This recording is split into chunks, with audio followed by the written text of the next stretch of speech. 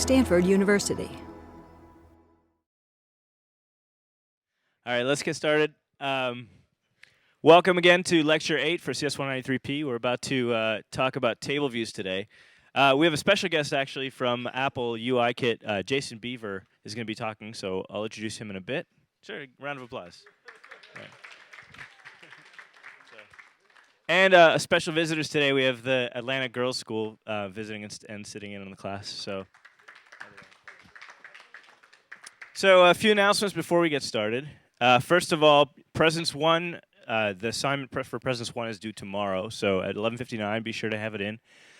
Any questions on Presence 1? There's actually one thing I want to cover before I get into questions, which is we've had a lot of people ask if you have 3 buttons, do you have to have 3 actions to handle each person, right? And one hint that I'll give you is you could use a property on UI view called tag.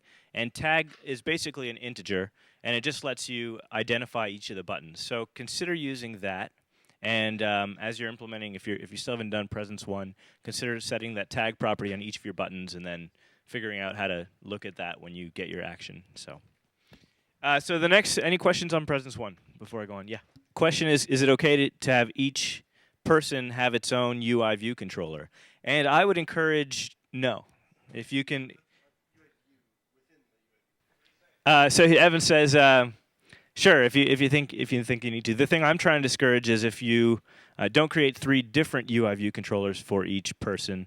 One thing you should be trying to do is how do you figure out how to reuse those UI view controllers for each of the different people. So and that's going to make more of a difference in Presence 2, which is due next Tuesday on Cinco de Mayo. So plan ahead if you're going out next Tuesday night. Get your assignment in early. Don't blow your late days because you're, yeah. Anyway. So the third thing I want to say here is that we have loaner iPod Touches. For anybody enrolled in the course that has requested one in the survey, come see us. You're going to need your Stanford ID. And we need to get it back before the course ends, or else you won't get your mark. So come today after class. We have a big box hidden somewhere, because otherwise you'd pounce. But yeah, after class today, we'll give it out. And I think if we miss today, we'll probably do another day, but arrange with us separately. So end of day. So now, without further ado, I want to introduce Jason Beaver from the UIKit team. Actually, sorry, Jason. Any other questions from last week? Any questions from last week's assignment or last week's lecture or anything like that? No? Okay, good. You can ask Jason if you have any. All right, Jason. So, as you mentioned, I'm Jason Beaver. I work on the UIKit team. I work on table views and multi-touch and an accelerometer and a few other random little things. We're going to talk about scrolling today, though. As you know, the screen's fairly small on these devices. You can't get a lot of content on there. You need some way to be able to scroll that, and virtually every app on the system makes use of that. So we're going to start out talking just about the basic ScrollView class. We'll talk about table views, which are a subclass of ScrollView, how you can get data in there, control some appearance. And then table view controller, which is a subclass of UI view controller, which helps you manage a table view and some of the automatic behavior you get as you transition between screens. You've seen like push animations in a lot of the apps. Table view cells, which represent each row inside a table view, and we'll explain a lot about how you control appearance and behavior of those. And then I guess there'll be something about presence too. So let's start with scroll views. As I mentioned, they're for displaying more content than can fit on the screen at any one time. It automatically actually handles gestures for panning and zooming. With a single finger down or even 2 fingers moving together, you can pan the content left to right, up and down. And by pinching, you can scale the content up and down. Table view is one of the subclasses. We also have text view, which is another subclass of that. So here's a few examples. The Maps application uses one of those to let you scroll around the map and zoom in and out. The Photos application, same idea. And the Notes application lets you scroll up and down within the content. There's a couple of table view examples. Here's one from the iPod app and also from the world clock.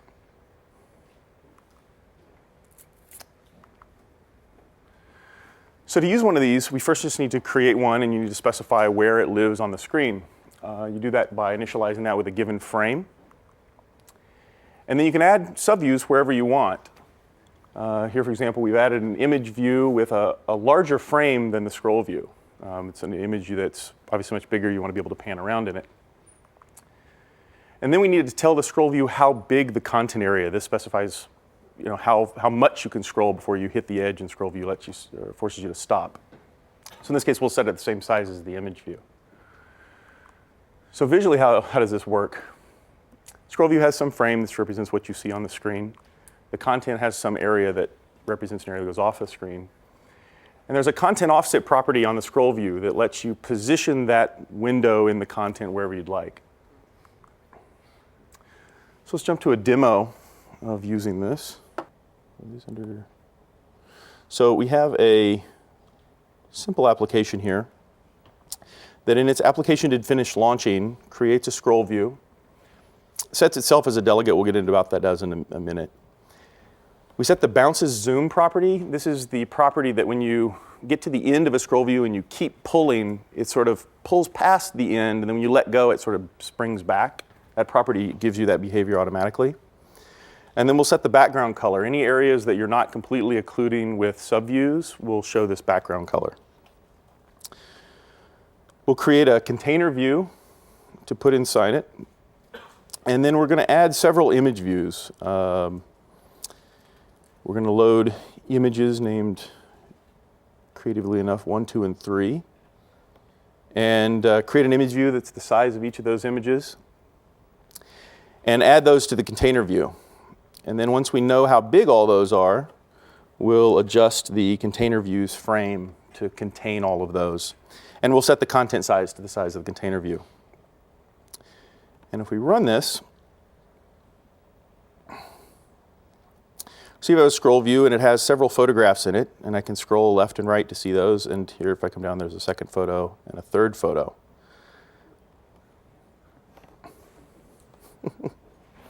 Yeah, lovely.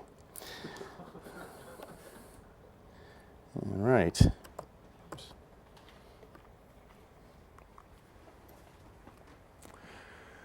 So there's a few things you can do to interact with a scroll view or control the scroll view's behavior. You can find out when the content offset is changed. If you need to, for example, instead of creating all those subviews ahead of time and populating them, to be more memory efficient, you might want to create them only when they're going to appear in the visible region. So you can know when the scroll offset changes, find out if one of those image views intersects the visible region, and then add it then. Find out when dragging begins and ends. So this is when the finger actually is on the screen, not when you release and it's smooth scrolling is a separate thing. That's when the scroll offset is changing. But you can find out when the user's finger is actually down on the screen. And then you can find out when the deceleration begins and ends. That's when you push and then release, and that the scroll view sort of coasts to a stop. So there's a couple ways to extend this. We can extend with a subclass. So you would obviously create a subclass, and you can override whatever method you want to customize the behavior. But there's a few issues with this. You've now bound your application logic up inside a view instead of keeping the nice model view controller paradigm. And you have to write new subclasses anytime you want to change the behavior, which gets kind of tedious. And your code becomes tightly coupled. If it's, in this case, it's bound to a scroll view, you can't use it as part of any other class. The other way to do it is through delegation. And I don't know if you guys have covered delegation at all, but with a delegate, obviously, you can easily extend a class without having to subclass it. So there's a few clearly defined points of responsibility with ScrollView that allow you to change the behavior and customize the appearance. And this allows you to write code that's loosely coupled with the ScrollView. ScrollView delegate has a protocol. There's some optional methods on there. One is ScrollView did scroll. Whenever the content offset changed, you'll get a callback for that. There's one also, we're skipping obviously a few, but there's one to control behavior. This is ScrollView should scroll to top. One of the sort of hidden features not everybody knows about is that you can tap on the status bar in any application, and the primary ScrollView will try to scroll to the top. the delegate kind of control that behavior. So to implement a delegate, you just need to conform to the protocol. That's the syntax for doing that. You have to implement all the required methods and whichever optional methods you like. So in this case, we've added the optional method ScrollView did scroll, and we can do whatever we'd like at that point. Check the content offset and, for example, add in a subview or take out a view that's not visible anymore. To zoom with a ScrollView, we need to set the minimum and maximum zoom scales. This lets you specify how much you can zoom in or out. So in this example, we've set the maximum zoom scale to 2, so twice as big as whatever content size it is. And then the minimum, in this case, is so that the image just fits on the screen. Then there's a delegate method to specify what should be zoomed. When the ScrollView handles one of those pinch gestures, there's some view that's going to get a transform applied to it. This is how the delegate tells the ScrollView what view should get that transform. So let's look at a little demo here.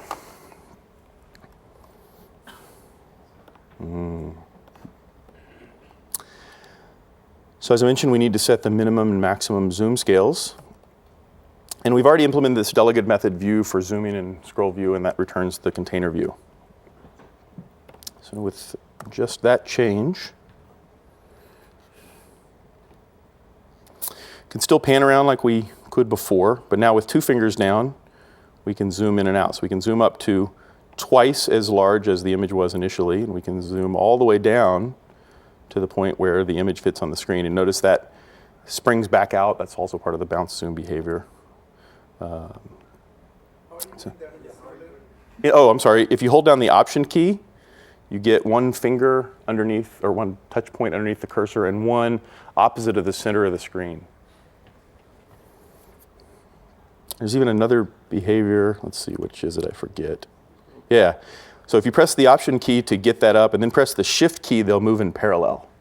So if you want to use 2 fingers to, pan like that, or if you need some other 2-finger behavior, or you want to do the pinch somewhere non-centered, I guess. Okay. Any questions on that? Okay. So let's move on to table views. As I mentioned, table views one of probably the most commonly used subclass of ScrollView. It's for handling the common use case of a list of items of some sort. It's a single column, as many rows as you'd like. There's probably some upper bound that I've not run into.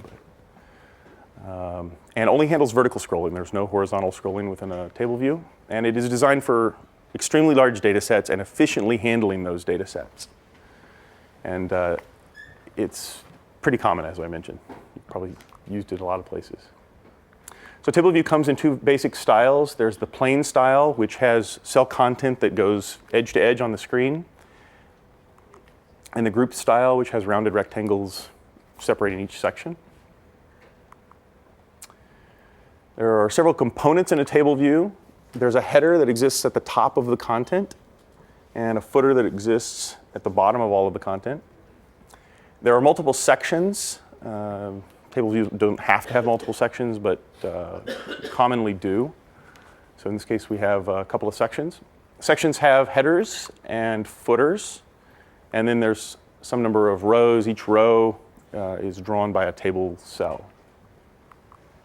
So this is what it looks like in a plain style. If we go over to the group style, all the same pieces are there. They look a little different, and you get all that automatic display, all that appearance for free just by switching the style of the table view. So, displaying data in a table view. So a simple solution would be to just hand the table view a big array of stuff and say, here, display all these things. For small table views, that actually might work fine, but it can get pretty expensive. You have to load everything up front if you're pulling from a database or over a network, or even just having to create objects that represent each row. That gets really expensive. And everything stays in memory. Memory is pretty precious on these devices, and we want to be pretty efficient with it. So what we do instead is use something called well, I guess I'll skip forward to the next slide there. Something called a data source. This provides data to the table view as it's needed, and it's like a delegate, purely data-oriented. So like I said, it's the data source. So the table view needs to know a few things before it can display any content. The first is how many sections do you have, and it'll ask the data source the number of sections in the table view. And this is an optional method. If you don't implement it, you'll just get a single section. And then for each one of those sections, how many rows are in the table view? And then to put content on the screen, you're going to be asked for a cell for each one of the rows that's visible.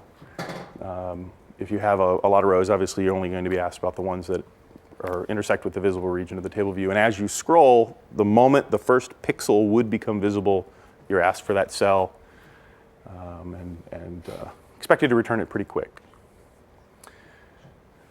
I'm sorry? Yeah. Back one slide. Sure. Here? No, Here? the one that's like you have to set how many rows per section. Yes. I thought if you have like different sections, it would be the number of rows. So this is, you're passed in the section that the table view is asking about. So you can have 1 row for section 0 and 2 rows for section 1. Sure. Any other question?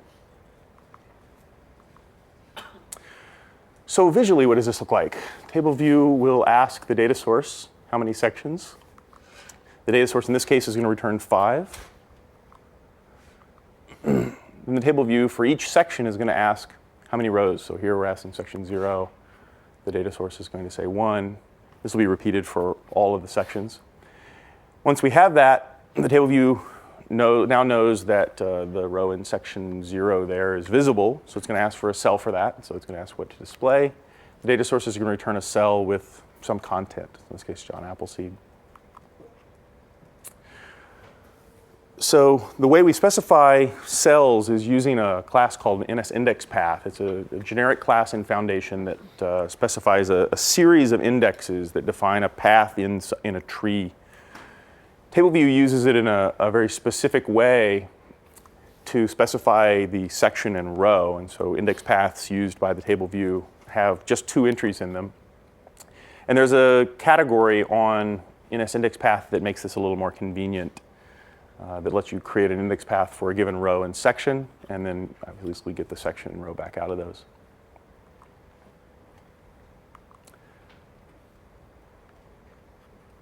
So let's look at a single section table view. You don't have to implement the number of sections, and so if we leave that out, the first thing will be asked is the number of rows in a section, and here we've got an array of strings, so we'll just return the count of that. And then for the cell, we'll create a cell, that's the ellipses here in some way, and then we'll just set the cell's text to whatever object is in the strings array at that point and return the cell. So we talked about how efficient or how memory sensitive things are on the phone. We want to be very efficient with memory. When you create a cell, there's stuff that goes with that. There are backing store layers, and it's fairly expensive to compute those or to create those. So we want to try to reuse cells when possible, and TableView has a mechanism to do that. There is a method called DQ Reusable Cell with Identifier.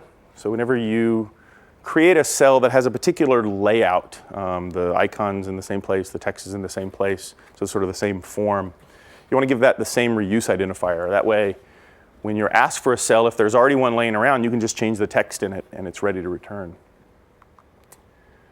So an expanded implementation of that TableView cell for row at index path, you would start out asking the TableView to dequeue a reusable cell for some given identifier. And only if it doesn't have one would you allocate and initialize a new one. And then in all cases, configure the cell however you'd like for display and return it. Yeah? Sorry, in this code, it seems like all of your cells will be named myIdentifier. Is that That's only because, so the identifier really specifies sort of the style of, oh, I'm sorry. He said in this case, all the cells have the same identifier. So how do you differentiate between them? Really, the identifier is used to specify the form or the style of the cell.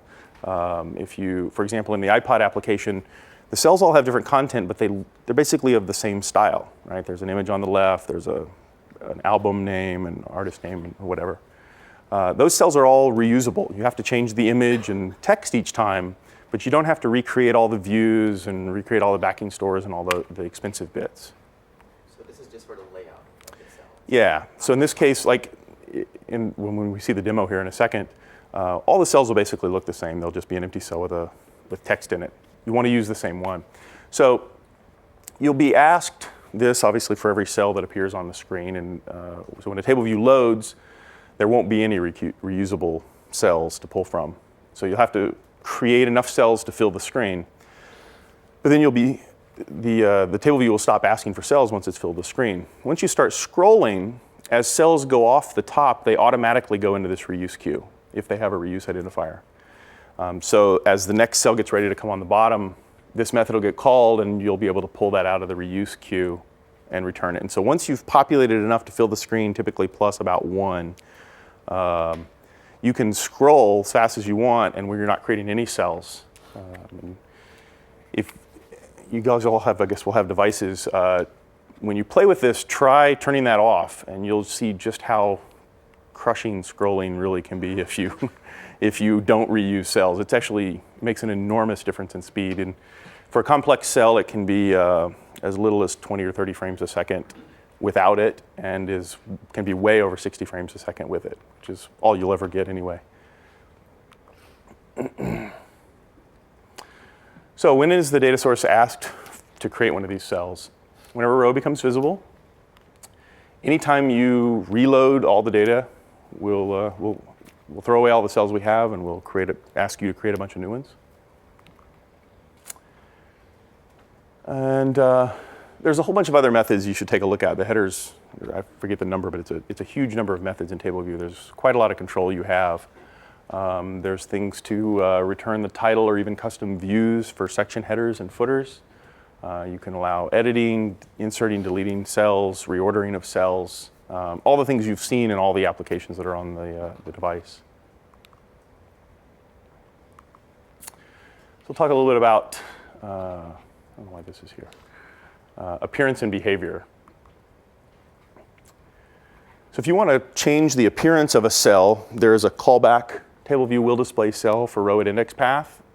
This is after we've done all of our configuration on the cell. You can do anything you'd want at this point. You can change colors and styles and fonts and whatever you'd like. These are all things you can do without having to create your own subclass of cell. You can deal with selection changes. There's a will select row at index path and did select row at index path. The will, notice, has a return type of index path. This lets you change the selection if you want. If somebody taps on one row, you can actually cause a different row to select.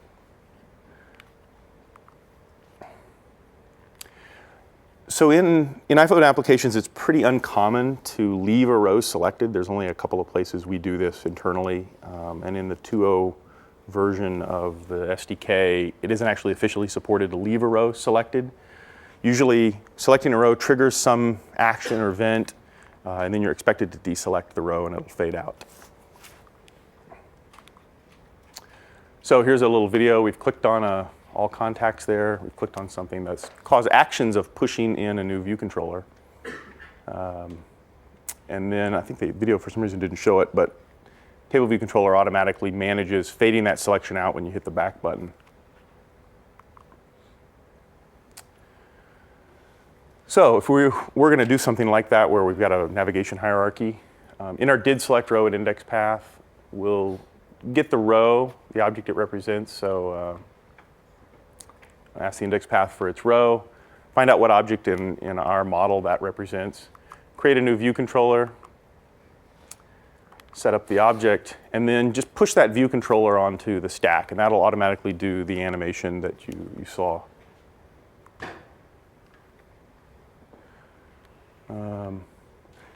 Here we've also optionally implemented the will select row at index path. If you want to do something like prevent a given row from being selected, you can do that here. There's other ways to do that, but this is one way to do it. So let's look at Table View Controller. You can obviously manage a table view all by yourself, but when you're trying to use it in a fairly normal way in a navigation-based application, a table view controller gives you some automatic behavior for free. And certainly as we add things in the future to, I don't know, control table views, you'll get that behavior automatically if you use a table view controller. The table view controller acts as the table view's data source and delegate. And it takes care of some of these default behaviors. Whenever a view comes on screen, it reloads the data. As I mentioned, when you navigate back in a hierarchy, it'll take the row that was selected and animate out the selection. And it'll flash scroll indicators when you first make a table view visible, so the user has some context where they are in that content. So let's do a table view demo. So this is I think a simple navigation-based oh, it's not even app. Okay, so this is just a real simple view controller-based app. So my table view controller here is a subclass of the UI table view controller, and the designated initializer on that is init with style. So we'll override that, and this is the place where we will create our content, and here we'll just have a little array of names. When we're asked for the number of rows, we just need to return the count of objects in that array. And then when we're asked for one of the cells, we will attempt to dequeue a reusable cell with that identifier. And if that doesn't work, we'll allocate a new one. And then just as we saw in the sample before, we'll set the text to whatever string's in our array. And let's just start with that. Cannot launch simulator. Great.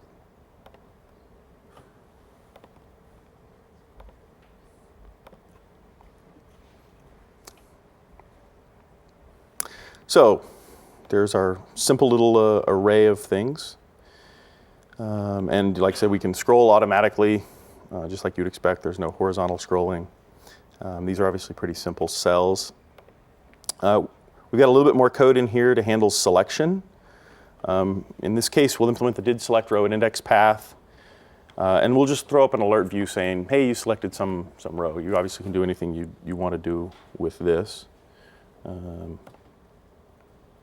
But let's see what that looks like.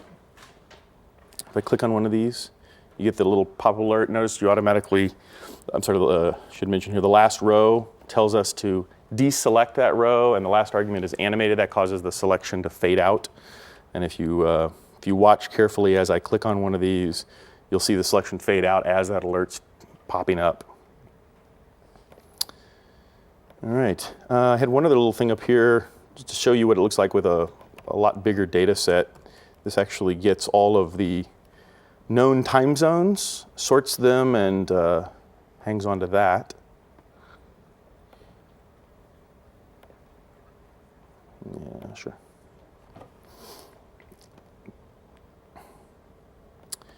So obviously you can see you automatically get the scrolling behavior, the deceleration behavior, and we're reusing table view cells, so even on a device this would be very fast. What's the size of the data set that you used earlier today? Oh, I was playing around with it just to see how large the table view is, and this was on a simulator, not on the device, but I was playing around with 600,000 rows, which on the desktop is still basically instantaneous to create a data set that big. And even without cell reuse, it behaves fine. The memory use goes up pretty quickly, but on the device, you'd find out that was really painful. I think when I did testing on the device before we shipped 2.0, just creating a table view with 80,000 rows in it was several seconds before the table view even got the first cell on the screen. It was fast once you did that. Scrolling was normal speed, but anyway. How do you get the alphabet on the right-hand side of the page? So there's a method to return the set of characters to use. I'm sorry, I keep forgetting to do that. How do we get the index that's over on the right, like in the address book? You see A through Z. So there's a method to return the array of section index titles, and those are it's an array of strings. Generally, you want those to be 1 or maybe 2 characters. And then there's another method to optionally control the mapping between those things and the sections in the table view. For example, if you have a table view that has sections A through Z and the index has A through Z, that's a one-to-one mapping. You know, the third one down will go to the third section in the table view. That doesn't work for all languages and wouldn't work for all content. There are some cases where you might only have room for, let's say, 26 or 7 things on the side, but you might have 50 indexes in your table view, and you might want the thing at index 3 to map to the section in the table index 5. There's a thing that's optional that lets you do that mapping. Whether you implement that or not, when you click on those, we'll just find that section and scroll to it, whatever section you specify. Any other questions? All right, so let's look at cells. Cells are really where you can differentiate your table view from another one. There's a few basic properties. There's an image property and a text property. So here we've set image and text, and this is sort of the behavior you see in a lot of the simple table view cells.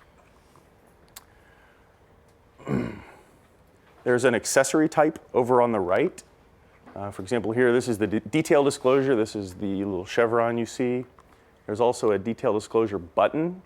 The difference between these two, besides appearance, is that in the first one, no matter where you click on the cell, you just are selecting the cell. You'll send the delegate a did select row, an index path. For the second one, only if you click to the left of this do you select the row and send the did select row. If you click directly on that, there's a separate method called accessory button tapped for row at index path. And if you play with some of the built-in apps, you'll notice that usually this takes you to detail about the object versus performing an action on the object. So for example, in the phone book app, clicking on the person's name will call them. Clicking on the detail disclosure thing will take you to detail about them. There's like I think voicemail is a good example of this. So it would take you to their card versus calling them. And then finally, there's a check mark. I mentioned selection isn't persistent typically in a table view. The way, if you want to have a list of items and have only one of them be selected, this is the way you indicate selection. It's different than desktop apps where typically a selection is some sort of background, like it is when you tap it.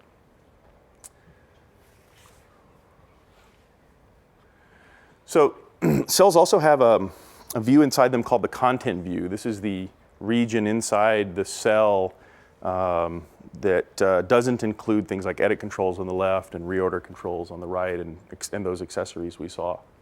And you can add whatever views you want. This is just a standard UI view. You can use the add subview method to add anything you would like.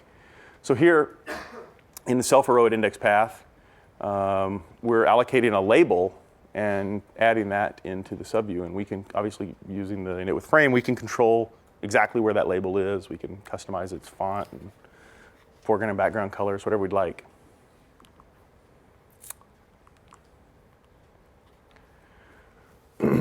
Table view also has the ability to support custom row heights. There's a delegate method to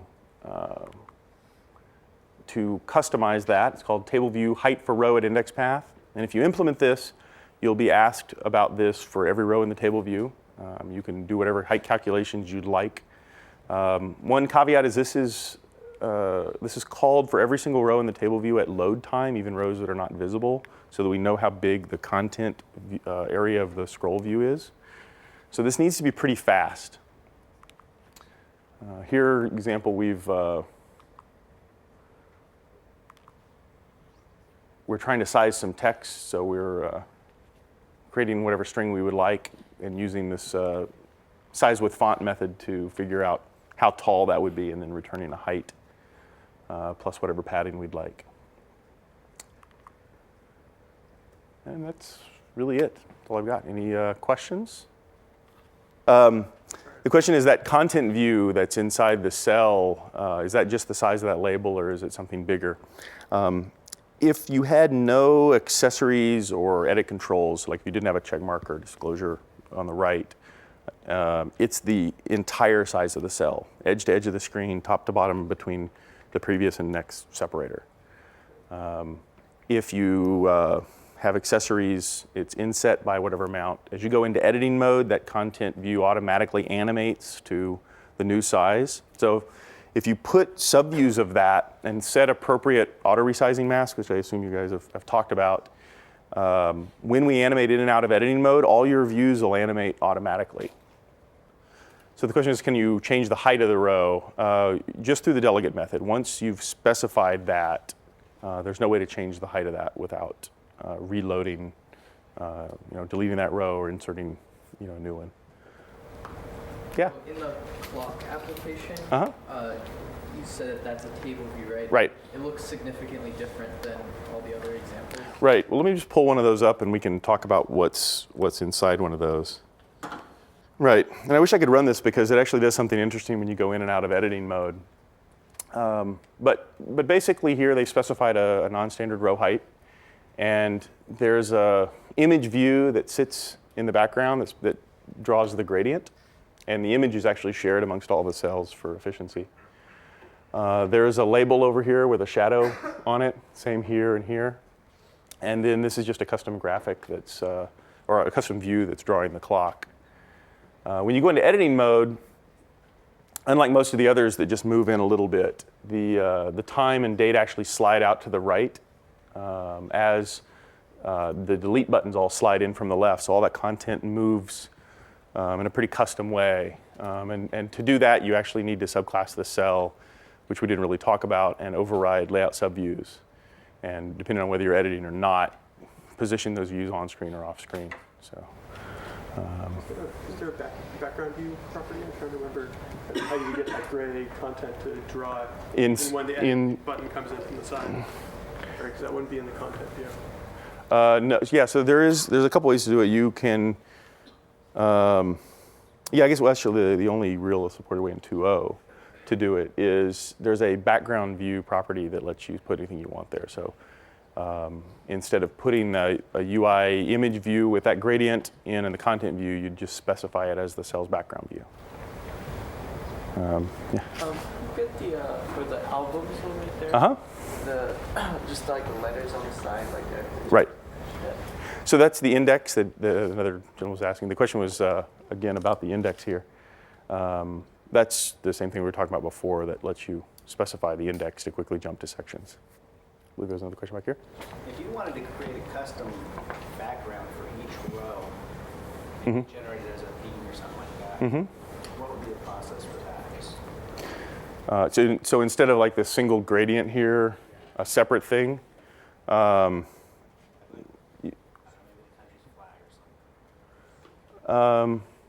you didn't have these ahead of time, in that particular case, you might have them ahead of time. If you did want to generate it, you can either just create a graphics context text and draw into it, and then create an image from that and put it on the screen using all the CG stuff. Like when you're looking at music and then you flip it on its side and it goes from this table view into like cover flow, is that just like a ton of code in that whatever auto rotate function, or like because every time you rotate it, like redraws the entire table view and then switches it over to like a cover flow thing? Yeah, and if you want to handle this, you may know a lot more of the auto-rotation stuff. Complicated question to answer. If you want to shoot us an email with the list, we can give you some pointers in the here. Answer for the benefit of the crowd. So the question was doing a cover style or cover flow style view where you're viewing the table view and then you rotate the device and you've got some totally different view.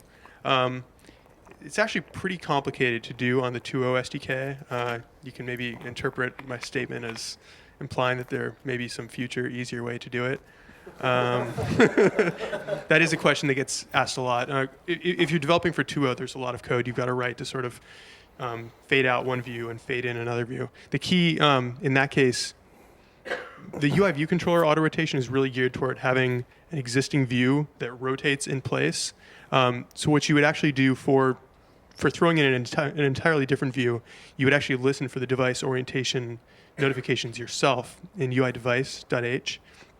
You would listen for those, and in your notification handler, you might swap out one view for another view. So maybe in your application delegate, you would listen for UI device rotations, and when that happens, you would manually add and remove views to the window. So it's definitely not, it's not like an out-of-the-box, super easy thing to do. Any other questions? Hey. Can you show us a demo of, let's say in that demo you had of the table view, can you show us how easy or hard it might be to, say, delete a row? Sure. Oh, yeah, swipe it. So everybody knows, or let me repeat the question here. He was asking about modifying one of these demos so you can do swipe to delete. Is everybody familiar with this? I mean, if you're in many of the apps, you can swipe and a delete confirmation will show up. But if you hit that, the row will animate out. So let's add that in here. So to handle editing, let me actually just bring up the table view header.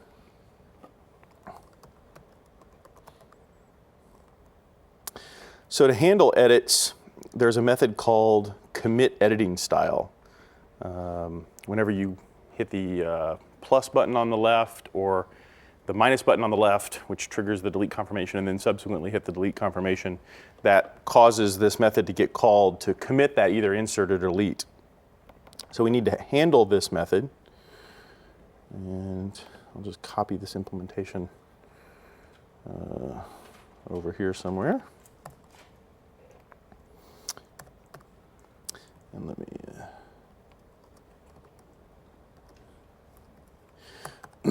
so let's look at the arguments of this. You're obviously told about the table view. You're told about the editing style. And then you're told about the index path of that row. We're going to assume the editing style is going to be delete for all these. Yeah, that does need to be mutable, doesn't it?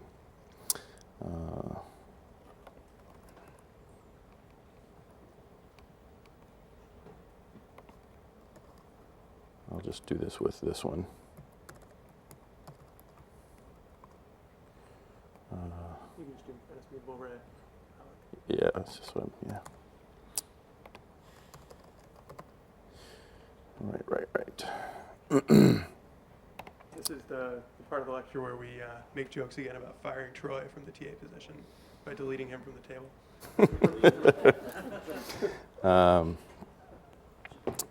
Right, so now we're told what we want to do here for a given index path. And so basically we need to do two things. We need to take it out of our model, and then we need to tell the table view to remove that row visually from the table view. So we'll first move it from the model. Let's see, those are called names. Move object. Index. Yeah, it's true. I'll fix that.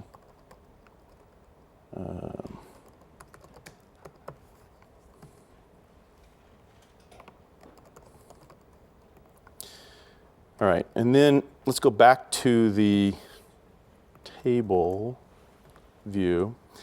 There's a few methods here to insert and delete both sections and rows. And notice there's this row animation parameter. And if we look at the declaration of that, there are basically 5 choices. You can tell the row or section to fade in or out, or slide in one of the 4 cardinal directions. So in this case, we will, let's see. We're going to grab this delete rows at index path.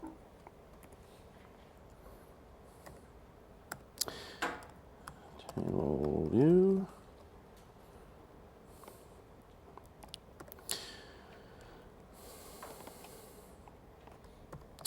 This takes an array so that you can handle insertion and deletion of multiple things at the same time.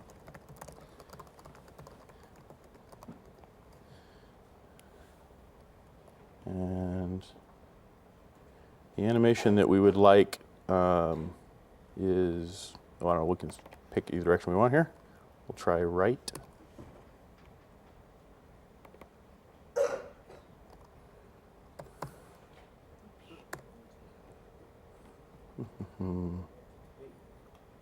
And the editing style, I'm sorry, what's your question? Okay. The editing style by default should be delete, so if we we'll swipe on Evan here. Oh, you said Troy, right? Troy. Well, you know, you're in charge. If I had tried this before putting that method in, the swipe wouldn't have done anything. The swipe depends on that method being implemented, because if you don't implement it, obviously you can't change your model in response, so it doesn't make any sense. That's the commit editing style. Yeah, so the commit editing style has to be there before the swipe works. So if I press down and just sort of swipe to the right, you'll see that come up. And when I hit the delete, you'll see that slide out, and we've updated the model. In the group style, right's probably the wrong choice, because it sort of breaks the illusion of that nice rounded rectangle that encompasses all the cells. Let's try instead making it top.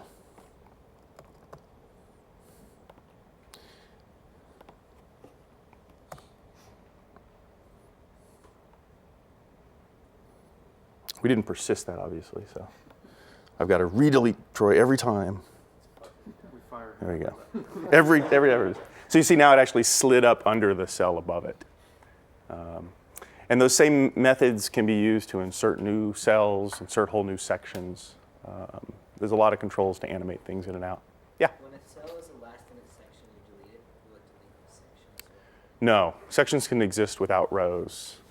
So if you want the section gone, you have to actually delete the whole thing. And I didn't repeat the question, but everybody get it. Yeah. Since we've had a number of questions about the indexing, Yeah. like how many lines or how difficult would it be to add that indexing? Well, we can throw it in real fast. There'll be no, here we only have one section, but let's see what it takes. Placeholder. Yeah. So let's go back to the table view. And index is a really bad word to search for in here, because we use index path for everything. So you'll find a ton of them. Let's see. I'll just scan for it. Here it is. Section index titles for table view.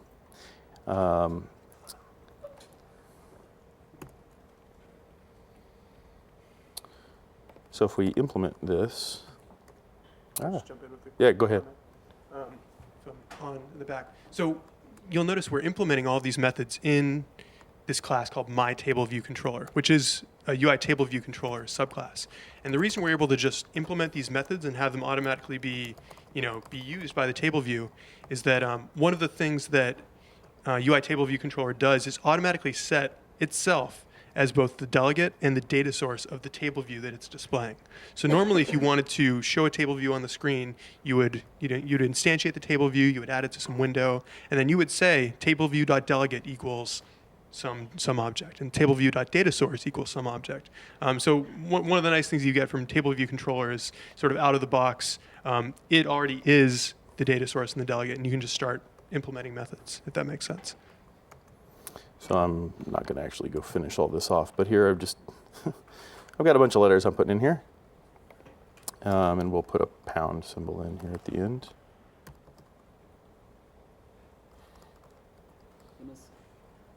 Array with object right now. Yep, sorry. Thanks for catching that. You rehired Troy. All right.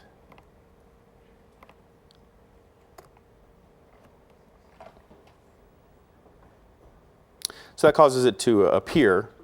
Obviously, when I click on it, nothing happens now because we don't have multiple sections. So let's go modify this and fix that a little bit. We'll implement the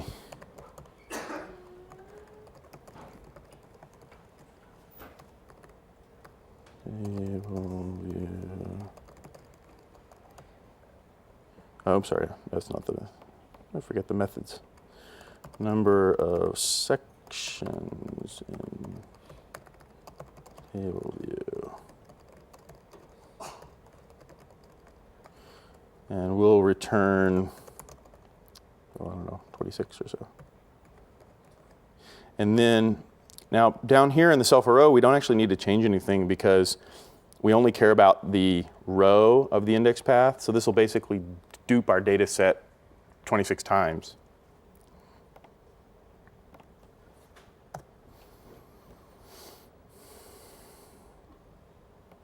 You can see it's just the same thing over and over.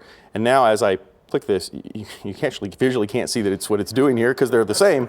But if I do one more thing, you can actually see what's going on, which is there's a method to set the title for a particular header. So we're gonna grab this guy and throw this in here, and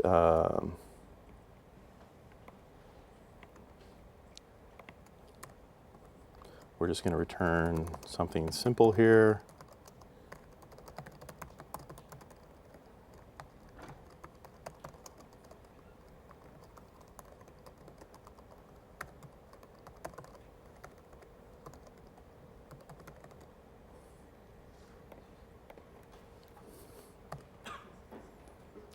Hey. Oh, sorry. Yeah, I just forgot its section.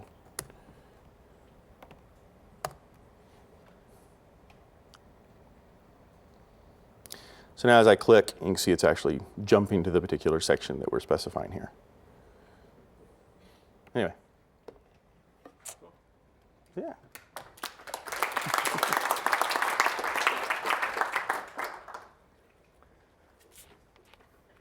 Thank you, Jason Beaver. Okay. Ladies and gentlemen.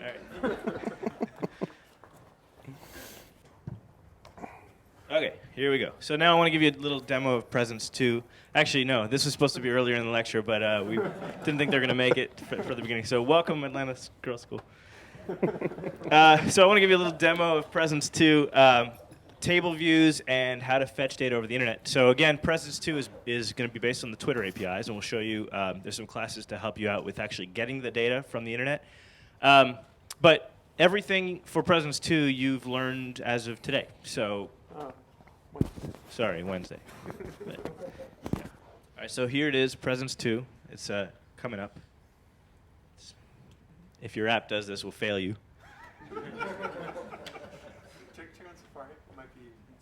Yeah, so we depend on the internet for this one, which is why it takes a little bit of time. But as you see here, we've got a table view with a bunch of different usernames that actually go to Twitter, and they fetch the actual names. So we give them, like, Evan Dahl is edog12345 or something. And it goes in and fetches his name. So all of this is in a table view, and for every entry in this table view, when you click on a cell, let's see what William Shatner has to say today. What's my favorite car? These are actually what he's posted. So thank you for the belated birthday, which is fudge cake. All right. Steve Wozniak says, my iPhone still hasn't replaced my Newton yet. Newton is still a superior platform. Anyone have extra Segway batteries? And what does Shaq have? All right, 45-minute cardio chest workout. Grilled chicken breakfast. So this is your Twitter. This is Presence 2. This is it. So if you get this far, all this data is coming off the internet. We're giving you... for those that are familiar with web programming, there's a JSON helper class that'll go and fetch the data. Oh, we'll talk about that on Wednesday. The class is fairly complete, so I think you can use most of it. But that's it.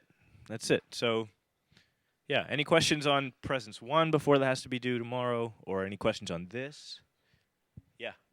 So the question is for Presence 1, is it hard-coded data? Yes, it's hard-coded data. Is it okay to have well, okay, so I don't want you to have different view controllers. I want you to reuse the same view controller and insert the data based on which button is pressed. And again, the hint from earlier in the lecture is for how do you identify which button is pressed is to take a look at the tag property on the UI view. Does that answer your question? Oh, the action methods. Well, yeah, so it's up to you. If you want to do 3 action methods or if you want to look at that tag property, both will do fine for this one. But if, for this assignment where you have a table view, obviously you're not going to have multiple action methods, right? Any other questions? Yeah. What's a Newton? What's a Newton? This is like yeah. It's iPhone 4. It's an old PDA that Apple made in the 90s. Actually, even before the Palm Pilot, it wasn't the first one on the market, but it was huge. It was a big. I mean, it was sexy, but no, it was huge. What's that? Yeah. Right. Yeah. He also lost his belt buckle in one of these classrooms. And anyway. So that's it. Once again, round of applause for Jason Beaver. Thank you very much for coming today. And yeah, we'll see you next week.